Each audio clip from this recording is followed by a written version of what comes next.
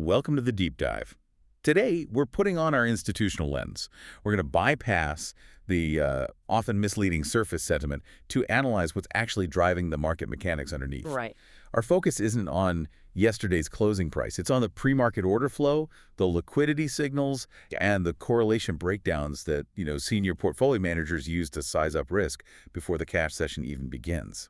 And that's the critical distinction, isn't it? We're moving past just narrative and into actual methodology. Exactly. We're assessing the futures for the S&P 500, the ES, the NASDAQ 100, which is the NQ, and the small cap Russell 2000, the RTY. And the goal here is to dissect the signals that define what's happening right now, what we're calling the fragile dispersion regime. Precisely. We need to understand the fragmentation. Because the old rules, things like blanket diversification, they just seem broken. Yeah. And the cost of capital is finally forcing the market to discriminate between winners and losers. It is. This is a regime where finding any kind of alpha requires really specialized granular knowledge. Broad directional exposure is, frankly, suboptimal. It might even be dangerous right now.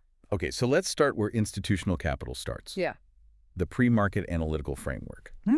Before the opening bell, what are the absolutely critical data points that dictate positioning?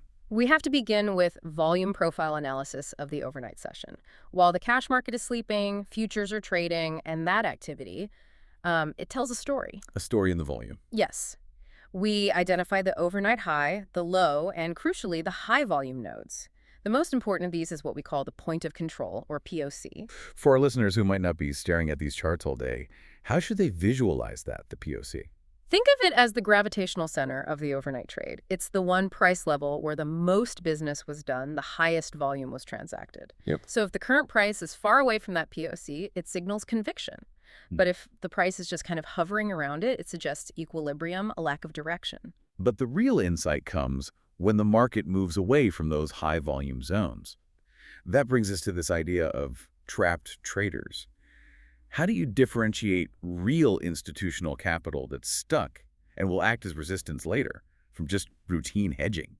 It's all about the size and the duration of the volume printed at that level. So if you see a massive spike in volume at, say, the overnight high of the NQ, and then the price just collapses and holds much lower, Someone's off sides. someone is badly offsides. That strongly suggests trapped buyers. These are funds that put on significant size expecting a breakout, and it failed. Now they're not looking for a profit anymore. They're just looking to get out at break even. And that creates a predictable supply zone. That huge volume node near the NQ overnight high basically guarantees resistance if the price gets back up there. Yeah. Because those trapped longs become sellers. Exactly. They just want to get out whole. And, on the flip side of that, we watch for aggressive overnight movements, what we call liquidity grabs or stop hunting. These are those really fast moves with the long wicks on the candles. That's right. They're rapid price excursions designed specifically to trigger the stop-loss orders that are pulled just outside of obvious support or resistance. It was the larger players taking advantage of the thin liquidity overnight. Absolutely. A sudden drop below a well-defined support level, followed immediately by a sharp reversal back up. That's a classic sign of smart money collecting those sell stops. They're harvesting fuel. They've harvested the fuel they need to push the market in the opposite direction. And understanding that activity is essential because those manipulated wicks often define the high conviction trade boundaries for the next day. So the micromechanics are showing this vulnerability, this manipulation. But let's zoom out from that and connect it to the broader fear gauge. We see neutral sentiment on the surface, but the volatility complex seems to be flashing some serious red flags. It is. What are we seeing specifically in the VIX? Well, the absolute VIX level, around 18.56, it's a useful reference point. But the real actionable intelligence is in the VIX futures term structure. Okay, so the curve. The curve, yes. This plots the prices of VIX futures across different maturities, 30 days, 60 days, and so on.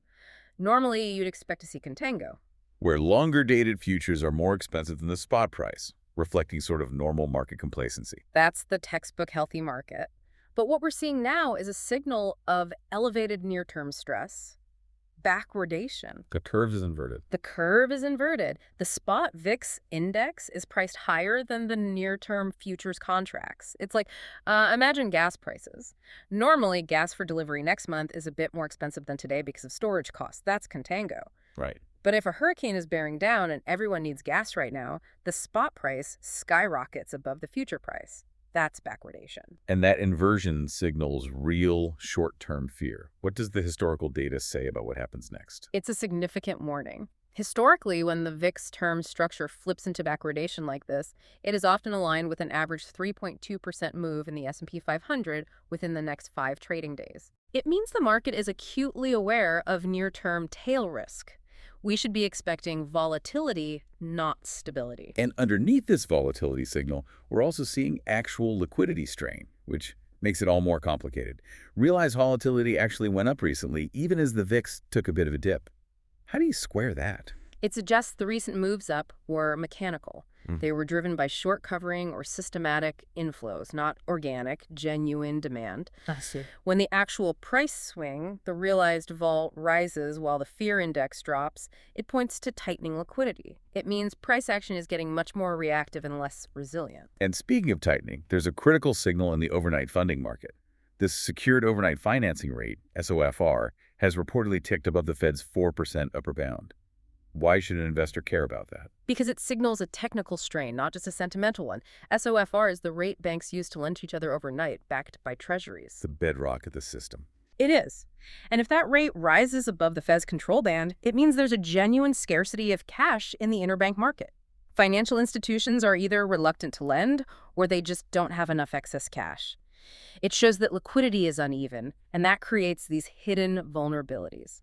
Let's connect these technical strains to the broader macro environment, because this is where the dispersion part of the regime really shows up. We're seeing major asset classes move in really fractured, almost contradictory ways. The macro picture is completely fragmented. Take equities. The rally is incredibly narrow. Right, the beach sec names. Large cap growth, exactly. Companies driven by AI optimism. The S&P gained, 2.58% in October? But at the same time, the small and mid caps, the RTY, have been persistently lagging. So the market isn't funding broad risk. No, it's concentrating capital in a few perceived winners. That suggests a very fragile psychology. And meanwhile, fixed income is pricing in a pretty rosy scenario, a soft landing with aggressive rate cuts. Absolutely. The 10-year Treasury yield has been falling, hit a 4-week low of 3.99% recently.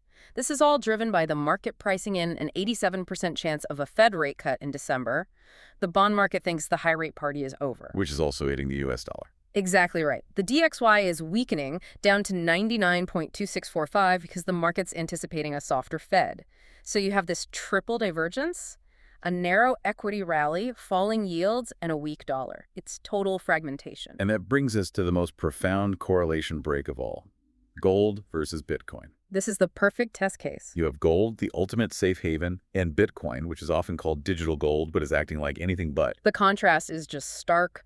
Gold is surging. It's up 6% in November alone, a year-to-date rally of over 60%. And that's fueled by rate cut hopes and geopolitical hedging. It's institutional capital treating gold as a genuine store of value, a true diversification hedge. While Bitcoin is just getting hammered. Bitcoin has seen a significant downturn, a 17.28% decline in November. It's highly sensitive to liquidity tightening and macro risk. It's behaving like a speculative tech asset, not a safe haven. The capital is fleeing from that high-risk segment. And their long-term correlation is something like 0.13, which is basically nothing. It powerfully highlights that break. Correct. Gold is doing its job. Bitcoin is struggling under constrained liquidity. The capital flowing into gold is defensive. The capital leaving Bitcoin is purely risk-shedding. So given this whole complex picture, the backwardated VIX, the narrow rally, the flight to gold, Bitcoin shedding value, what's the key risk? What's the prevailing pain trade for the market? The overwhelming pain trade is centered on this deeply entrenched expectation of a smooth, aggressive, and consistent central bank easing cycle. Everyone is on one side of the boat. Everyone is positioned for falling rates, heavy duration extension, widespread allocation to rate-sensitive assets. So the risk is that the Fed disappoints. Yeah, If they have to pivot back to higher for longer, the whole thing reprices instantly. Precisely. If sticky U.S. core inflation, which is still projected at 2.4% for late 2025, or strong labor data, forces the Fed to delay or just reduce the pace of those cuts, the pain will be immense. It would crush fixed income and the valuations of all those growth stocks. Absolutely. Beyond just the rate trajectory, what else do you think sophisticated investors are mispricing right now? I think there are two big ones. First, as you said, the rate cut trajectory. The market is just too optimistic. If the U.S. economy hangs in there, the easing path will be much slower than people think. That leaves expensive growth stocks incredibly exposed. Because their valuations are based on future rates that are probably too low. Exactly. And the second mispricing is more structural. It's about global trade. The underestimation of structural fragmentation. Right. Investors focus on the immediate geopolitical flare-ups, but they are dramatically underpricing the long-term effects of trade wars, new tariffs, supply chain issues. It's a structural cost increase. It's not a one-time event.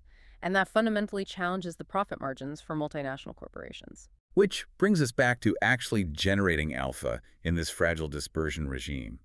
When liquidity is tight and correlations are breaking, why is a broad directional bet the wrong move? But that strategy requires constant vigilance. The whole regime could pivot. What are the critical levels that, if breached, tell us this whole thesis is wrong? You have to monitor the key pivot levels. First is the liquidity pivot. This would be a sustained spike in interbank stress, like the LIBOR-OIA spread blowing out. That would signal a systemic freeze. An immediate aggressive risk-off signal. Right. The second is the volatility pivot. That's the VIX surging decisively above, say, 25 or 30 with deep, persistent backwardation. That's not dispersion, that's just panic. Where quality and trash fall together. And everything goes to one. Then finally, the correlation pivot. This is where you see a systemic, positive correlation spike across all major assets. Equities, bonds, commodities, all moving down in lockstep. The nowhere-to-hide scenario. That's the deep recessionary environment. If you see that, the dispersion trade is over. So to recap, we've dissected the underlying mechanics. Trap traders creating resistance, a backwardated VIX signaling anxiety, the clear flight to gold, and the shedding of Bitcoin. The market isn't flying blind, it's rotating. It's rotating strategically. The strength you see in the S&P 500 is fundamentally masking genuine anxiety and a structural rotation toward quality and defensiveness. The system remains acutely vulnerable to a liquidity shock. For you, the listener, the key is understanding this dispersion and what it means for your portfolio. Are the companies you own engineered for strength and free cash flow in a world where capital is no longer cheap? Or are they fragile, vulnerable to the very pressures the market seems to be mispricing? That's the ultimate question to consider as you search for genuinely uncorrelated diversification in this fragile dispersion regime.